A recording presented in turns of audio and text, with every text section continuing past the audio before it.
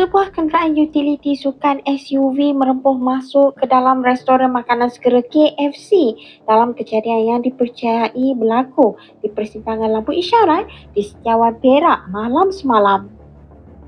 Insiden itu tular selepas satu hantaran video dimuat naik di laman sosial yang memaparkan SUV berkenaan berada di dalam premis itu dalam keadaan yang teruk di bahagian hadapan.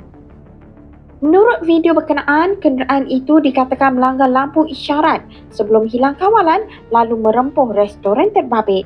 Difahamkan kereta tersebut dipandu seorang remaja dan kejadian terbabit mengakibatkan 6 sekeluarga mengalami kecederaan.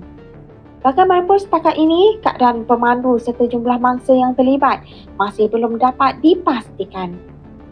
Berikut adalah rakaman video perkongsian orang awam di lokasi kejadian. Oi, baru jadi Gila, aku parking sini kereta. Dia daripada sana pun laju main sini masuk dalam KFC tu Memang gila babi dia ni. Dia langgar traffic light tau. Dia daripada sana dia brake, tak tahu dia brake kenapa. Dia babak sini masuk dalam KFC tu KFC Setiawan.